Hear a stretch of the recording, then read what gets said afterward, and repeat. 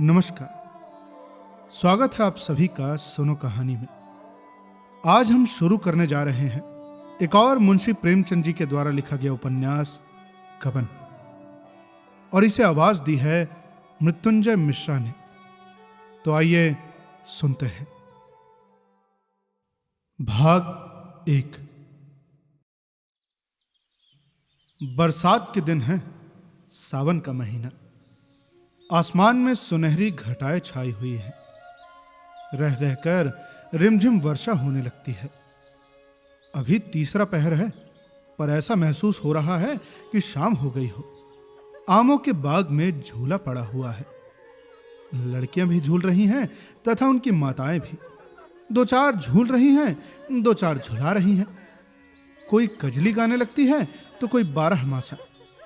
इस मौसम में महिलाओं की बाल स्मृतियां भी जाग उठती हैं। ये फुहारे मानो चिंताओं को हृदय से धो डालती हैं, जैसे मुरझाए हुए मन को भी हरा कर देती हैं। सबके हृदय उमंगों से भरे हुए हैं। धानी साड़ियों ने प्रकृति की हरियाली से नाता जोड़ा है। इसी वक्त एक बिसाती आकर झूले के पास खड़ा हो गया। उसे देखते ही झूला बंद हो गया। छोटी बड़ी सभी लड़कियों और औरतों ने आकर उसे घेर लिया। बिसाती ने अपना संदूक खोला और चमकती दमकती चीजें निकालकर दिखाने लगा। कच्चे मोतियों के आभूषण थे, कच्चे लेस और गोटे, रंगीन मोजे, खूबसूरत गुड़ियां और गुड़ियों के आभूषण, बच्चों के लट्टू और झुंझुने। किसी ने कोई चीज ली तो किसी ने कोई चीज। एक बड़ी बड़ी आंखों वाली लड़की ने वो चीज पसंद की जो उन चमकती हुई चीजों में सबसे खूबसूरत थी। वह फिरोजी रंग का एक चंद्रहार था। मां से बोली, मां, मैं यह हार लूंगी। मां ने बिसाती से पूछा, बाबा, इस हार का कितना मूल्य है? बिसाती ने हार को रुमाल से साफ करते हुए कहा, खरीद तो 20 आने की है, मालकिन जो चाहे दे दे। माता ने कहा, यह तो बड़ा कीमती है, 4 दिन में इसकी चमक दमक जाती रहेगी। बिसाती ने मार्मिक भाव से सिर हिलाकर कहा, बहू जी, 4 रोज में तो बिटिया को असली चंद्रहार मिल जाएगा। माता के हृदय पर इन सहृदयता से पूर्ण शब्दों ने चोट की। हार ले लिया गया। लड़की के आनंद की सीमा न थी। शायद हीरों के हार से भी उसे इतना आनंद न होता। उसे पहनकर वो पूरे गांव में नाचती फिरी। उसके पास जो बाल संपत्ति थी उसमें सबसे कीमती, सबसे प्रिय यही बिल्लौर का हार था। लड़की का नाम जल्पा था तथा माता का मानकी। महाशय दीनदयाल प्रयाग के एक छोटे से गांव में रहते थे। वो किसान न थे मगर खेती करते थे। वो जमींदार न थे मगर जमींदारी करते थे। थानेदार न थे मगर थानेदारी करते थे। वो थे जमींदार के मुख्तार। गांव भर में उन्हीं की धाक थी। उनके पास 4 नौकर थे, एक घोड़ा और कई गाय भैंसे। वेतन कुल 5 रुपए पाते थे, जो कि उनके तंबाकू के खर्च को भी बहुत न होता था। उनके वेतन के और कौन से मार्ग थे ये कौन जानता है। जालपा उन्हीं की लड़की थी। पहले उसके 3 भाई और थे, परंतु इस समय वो अकेली थी। उससे कोई पूछता, तेरे भाई क्या हुए, तो वो अत्यंत सरलता से कहती, बड़ी दूर खेलने गए हैं। कहते हैं कि मुख्तार साहब ने एक निर्धन आदमी को इतना पिटवाया था कि वो वहीं मर गया था। उसके 3 वर्ष के अंदर तीनों लड़के जाते रहे। तभी से बेचारे बहुत संभल कर चलते हैं, फूंक फूंक कर पांव रखते हैं। अब दूध का जला छाछ भी फूंक फूंक कर पीता है। माता और पिता की जिंदगी में और क्या विलंब। दीनदयाल जब कभी प्रयाग जाते तो जालपा के लिए कोई ना कोई आभूषण अवश्य लाते।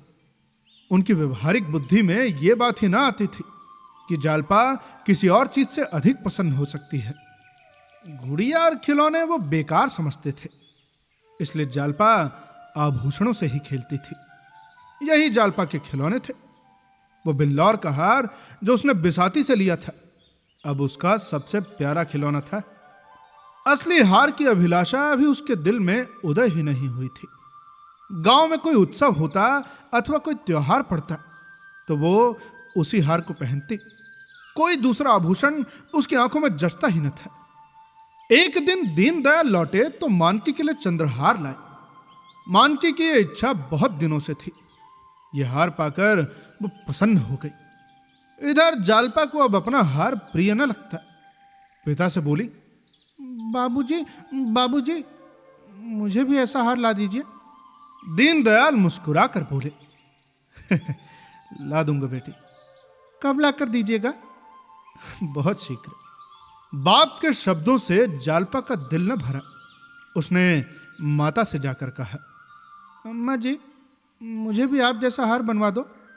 माँ, वो तो बहुत ज्यादा रुपयों में बनेगा बेटी। तो तुमने अपने लिए तो बनवाया है, मेरे लिए क्यों नहीं मंगवाती? माँ मुस्कुरा कर बोली, तेरे लिए तेरे ससुराल से आएगा। यह हार 600 में बना था। इतने रुपए जमा कर लेना दीनदयाल के लिए सरल न था। ऐसे कौन बड़े ओहदेदार थे। बरसों में कहीं यह हार बनने की नौबत आई थी। अब जिंदगी में फिर कभी इतने रुपए आएंगे, इसमें उन्हें शक था। जालपा लजा कर भाग गई, मगर ये शब्द उसके हृदय में अंकित हो गए। ससुराल उसके लिए अब पहले जैसी भयंकर न थी। ससुराल से चंद्रहार आएगा।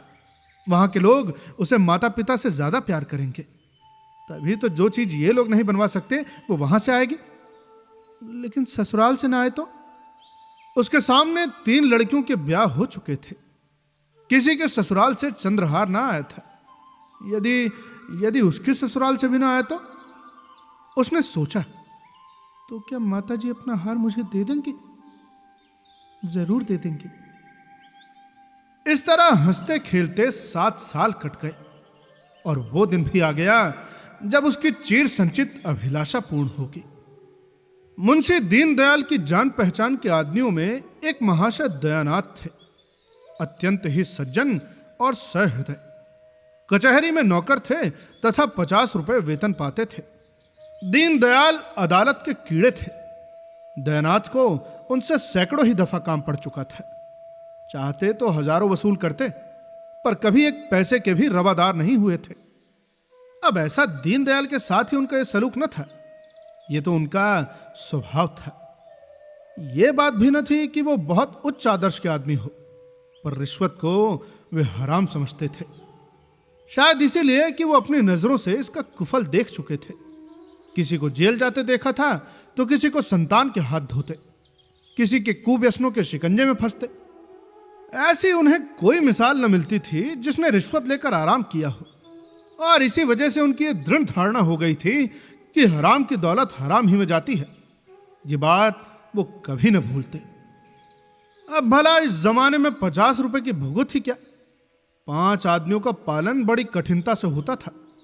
लड़के बेचारे अच्छे कपड़ों को तरसते, स्त्री आभूषणों को तरसती, पर दयानाथ विचलित न होते थे। बड़ा लड़का 2 ही महीने तक कॉलेज में रहने के पश्चात पढ़ना छोड़ बैठा। पिता ने साफ कह दिया, मैं तुम्हारी डिग्री के लिए सबको भूखा तथा नंगा नहीं कर सकता। पढ़ना चाहते हो तो अपने पुरुषार्थ से पढ़ो। बहुतों ने किया है, तुम भी कर सकते हो। परंतु रमानाथ में इतनी लगन न थी। इधर 2 वर्ष से वो बिल्कुल बेकार था।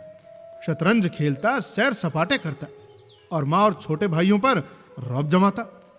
मित्रों की बदौलत शौक पूरा होता रहता था। किसी का चेस्टर मांग लिया और संध्या को हवा खाने निकल गए। किसी का पंप शू पहन लिया तो किसी की घड़ी कलाई पर बांध ली। कभी बनारसी फैशन में निकले तो कभी लखनऊ फैशन में। अब जब 10 मित्रों ने एक एक कपड़ा बनवा लिया तो 10 सूट बदलने का साधन हो गया ना। सहकारिता का यह बिल्कुल नवीन उपयोग था, और इसी युवक को दीनदयाल ने जालपा के लिए पसंद किया। दयानाथ तो ब्याह नहीं करना चाहते थे। उनके पास न रुपए थे और न एक नए परिवार का भार उठाने का साहस। पर रामेश्वरी ने त्रियाहट से काम लिया और इस बल के सामने पुरुष को झुकना पड़ा। रामेश्वरी बरसों से पुत्र वधू के लिए तड़प रही थी। जो उसके समक्ष बहू बनकर आई वे आज पोते खिला रही हैं। फिर भला उस दुखिया को कैसे धैर्य होता। वो कुछ कुछ निराश हो चली थी। प्रभु से मनाती थी कि कहीं से बात आए। जब दीनदयाल ने संदेश भेजा तो जैसे उसे आंखें मिल गई। यदि कहीं यह शिकार हाथ से निकल गया तो फिर न जाने कितने दिनों और राह ताकनी पड़े। भला कोई यहां क्यों आने लगा? न धन ही है न जायदाद। आजकल लड़के पर कौन रिश्ता है, लोग तो धन देखते हैं। अतः उसने इस अवसर पर सारी ताकत लगा दी और फिर उसकी विजय हुई। दयानाथ ने कहा, ऐसा है भाई, तुम जानो तुम्हारा काम जाने, मुझ में हिम्मत नहीं है। जो आदमी अपने पेट की फिक्र नहीं कर सकता उसका विवाह करना मुझे तो अधर्म सा महसूस होता है। और फिर रुपए की भी तो चिंता है। 1000 तो टीम टाम के लिए ही चाहिए, जोड़े और गहनों के लिए अलग, और फिर कानों पर हाथ रखकर। ना बाबा, यह भार मेरे मन का नहीं। रामेश्वरी पर इन दलीलों का कोई असर न पड़ा। बोली, अरे तो वो भी तो कुछ देगा, मैं उससे मांगने तो जाऊंगा नहीं। अरे तुम्हारे मांगने की आवश्यकता ही न पड़ेगी, वो खुद ही दे देंगे। लड़की के ब्याह में पैसों का मुंह कोई नहीं देखता। हाँ, मकदूर चाहिए। सो दीनदयाल पढ़े व्यक्ति हैं, और फिर यही एक औलाद है, बचाकर रखेंगे तो किसके लिए। दयानाथ को अब कोई बात न सूझी, सिर्फ यही कहा, वो चाहे 1 लाख दे दें चाहे 1 न दे, मैं न कहूंगा कि दो और न कहूंगा कि मत दो। ऋण में लेना नहीं चाहता, और लूं तो दूंगा किसके घर से। रामेश्वरी ने इस बाधा को जैसे हवा में उड़ाकर कहा, देखो मुझे तो विश्वास है कि वो टीके में 1000 से कम न देंगे। तुम्हारी टीम टाम के लिए इतना काफी है। गहनों का प्रबंध किसी सर्राफ से कर लेना। अब जब टीके में 1000 देंगे तो क्या द्वार पर 1000 भी न देंगे? उसी रुपये को सर्राफ को दे देना, 200-400 बाकी रहे वो धीरे धीरे चुक जाएंगे। बेटे के लिए कोई ना कोई द्वार तो खुलेगा ही। दयानाथ ने उपेक्षा भाव से कहा, हाँ हाँ खुल चुका। अरे जिसे शतरंज और सैर सपाटे से समय न मिले उसे सारे द्वार बंद मिलेंगे। रामेश्वरी को अपने ब्याह की बात याद आई। दयानाथ भी तो गुलछर्रे उड़ाते थे, लेकिन उसके आते ही उन्हें 4 पैसे कमाने की चिंता कैसे सिर पर सवार हो गई थी। साल भर भी न बीतने पाया था कि नौकर हो गए। बोली, अरे बहू आ जाएगी तो उसके नेत्र भी खुलेंगे, देख लेना। अपनी बात स्मरण करो, जब तक गले में जुआ नहीं पड़ा है तभी तक ये कुलेले हैं। जुआ पड़ा और सारा नशा हिरन हुआ। निकम्मों को रास्ते पर लाने का इससे बढ़कर और कोई उपाय नहीं। जब दयानाथ हार जाते थे तो अखबार पढ़ने लगते थे। अपनी हार को छिपाने का उनके पास एक यही साधन था। मुंशी दीनदयाल उन व्यक्तियों में से थे जो सीधों के साथ सीधे होते हैं, पर टेढ़ों के साथ टेढ़े ही नहीं शैतान बन जाते हैं। दयानाथ बड़ा सा मुंह खोलते हजारों की बातचीत करते, तो दीनदयाल उन्हें ऐसा चकमा देते कि वो सारी उम्र याद रखते। किंतु दयानाथ की सज्जनता ने उन्हें वशीभूत कर लिया। उनका विचार 1000 देने का था, मगर 1000 टीके ही में दे आए। मानकी ने कहा, अरे जब टीके में 1000 दिया तो 1000 ही घर पर भी देना पड़ेगा, आएंगे कहां से? दीनदयाल चिढ़कर बोले, अरे प्रभु मालिक है, जब उन लोगों ने उदारता दिखाई, लड़का मुझे सौंप दिया, तो मैं भी दिखा देना चाहता हूं कि हम इज्जतदार हैं और शील का मूल्य पहचानते हैं। यदि कहीं उन्होंने हैकड़ी जताई होती तो अलबत्ता उनकी खबर लेता। दीनदयाल 1000 तो दे आए, मगर दयानाथ का बोझ हल्का करने के बदले और भारी कर दिया। वो कर्ज से कोसों भागते थे। इस विवाह में उन्होंने मियां की जूती मियां की चांद ये वाली नीति निभाने की ठानी थी, परंतु दीनदयाल की सहृदयता ने उनका संयम तोड़ दिया। वे सारे टीम टाम नाच तमाशे जिनकी कल्पना का उन्होंने गला घोंट दिया था, विराट रूप धारण करके उनके सामने आ गए। बंधा हुआ घोड़ा थान से खुल गया, उसे भला कौन रोक सकता है। धूमधाम से ब्याह करने की ठानी गई। पहले जोड़े गहने को उन्होंने गौर समझ रखा था, अब वही सबसे जरूरी हो गया। ऐसा चढ़ाव हो कि मड़वे वाले देखकर फड़क उठे, सभी की आंखें खुल जाएं। कोई 3000 का सामान बनवा डाला। सर्राफ को 1000 मिल गए और 1000 के लिए 1 सप्ताह का वादा हुआ तो उसने कोई आपत्ति न की। सोचा कि 2000 सीधे हुए जाते हैं, 500-700 रुपए बच जाएंगे।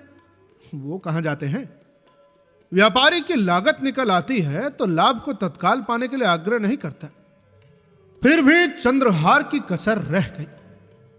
जड़ाऊ चंद्रहार 1000 से रकम का अच्छा नहीं मिल सकता था। दयानाथ का मन तो लहराया कि लगे हाथ उसे भी ले ले, किसी को नाक सिकोड़ने की जगह तो न रहेगी। पर रामेश्वर इस पर तैयार न हुई। बाजी पलट चुकी थी। दयानाथ ने गर्म होकर कहा, तुम्हें क्या, तुम तो घर में बैठे रहोगे, मरना तो मेरा होगा ना, जब उधर के लोग नाक मुंह सिकोड़ने लगेंगे। रामेश्वरी, अरे दोगे कहां से, कुछ सोचा भी है।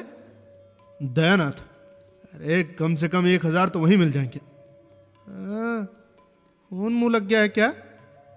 दयानाथ ने शर्मा कर कहा, अरे नहीं नहीं, परंतु आखिर वहां भी तो कुछ मिलेगा। वहां मिलेगा तो वहां खर्च भी होगा। नाम माल जोड़े गहने से नहीं होता, दान दक्षिणा से होता है। और इस प्रकार चंद्रहार का प्रस्ताव रद्द हो गया।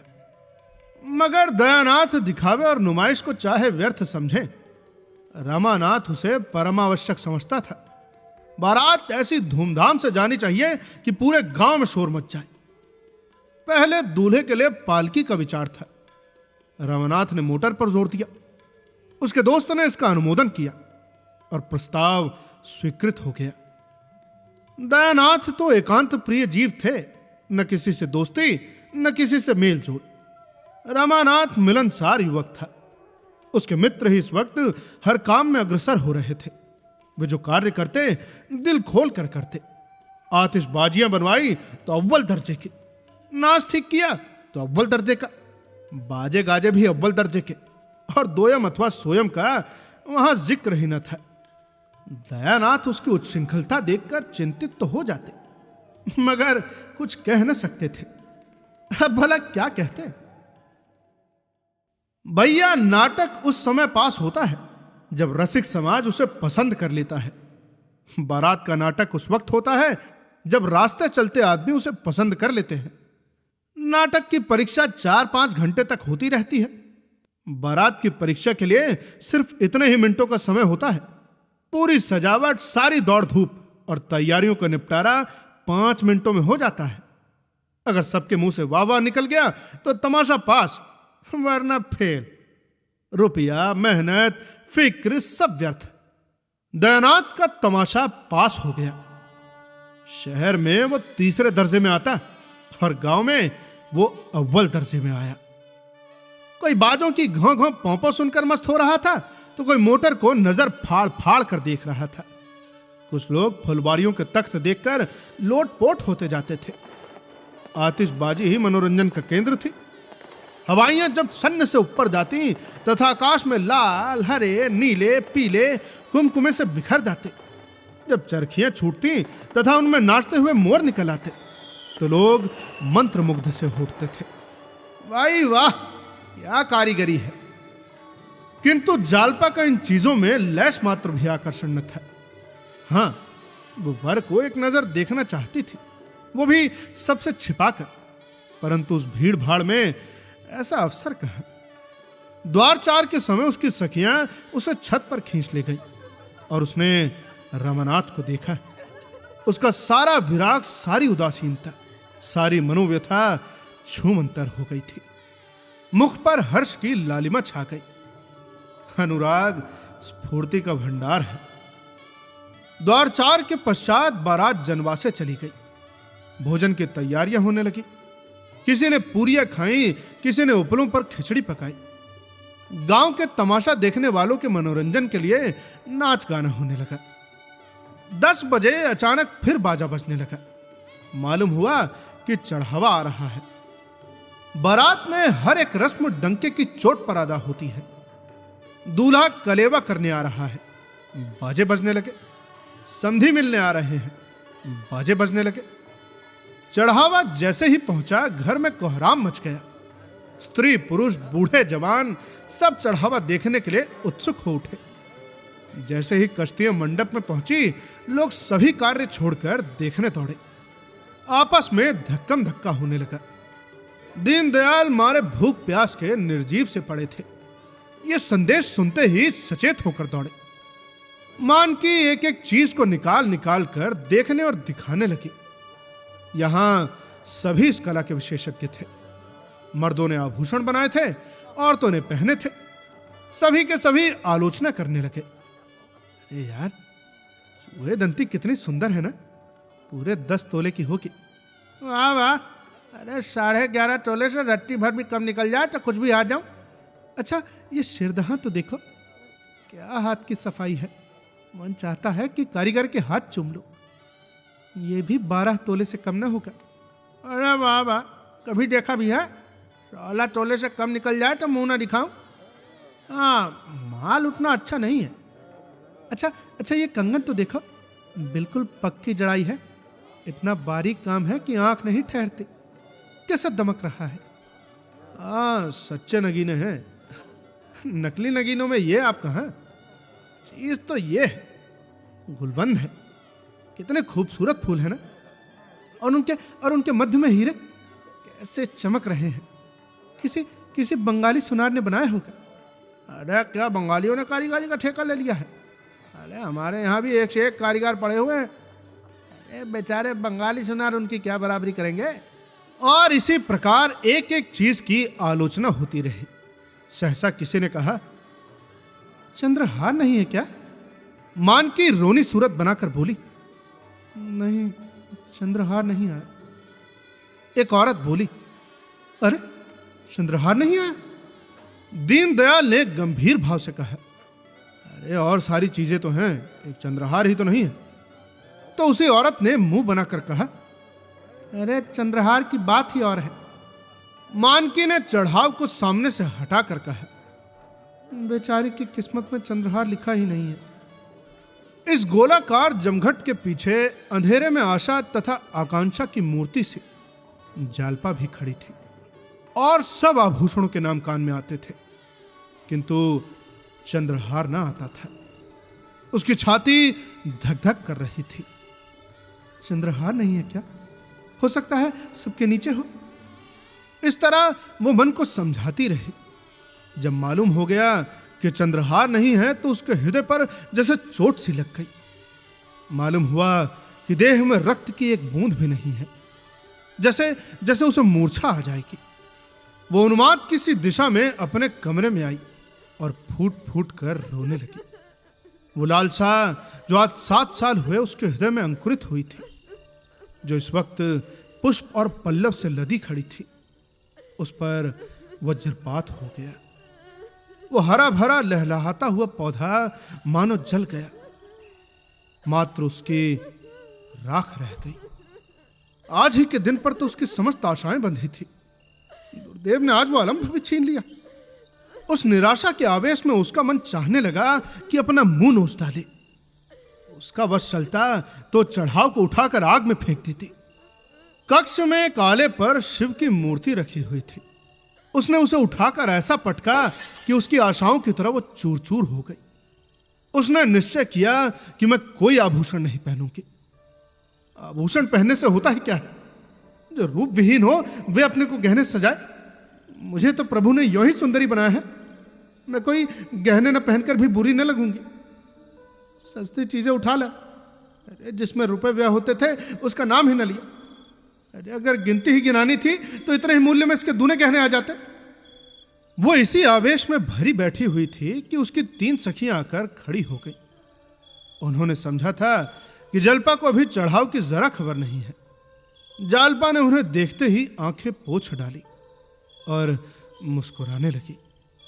राधा मुस्कुराकर बोली, अरे जालपा, मालूम होता है तूने बहुत तपस्या की थी।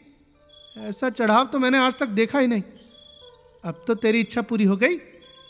जालपा ने अपने लंबे लंबे पलके उठाकर उसकी तरफ ऐसे दीन नेत्रों से देखा, मानो जीवन में अब उसके लिए कोई आशा नहीं है। हाँ बहन, सब इच्छा पूरी हो गई। इन शब्दों में कितनी अपार मर्मांतक वेदना भरी हुई थी, इसका अनुमान तीनों सखियों में कोई भी न कर सकी। तीनों कौतूहल से उसकी तरफ ताकने लगी, मानो उसका आशय उसकी समझ में न आया हो।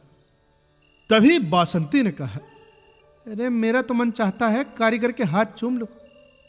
शहजादी बोली, और क्या, चढ़ाव तो ऐसा ही होना चाहिए कि देखने वाले मुग्ध हो उठे।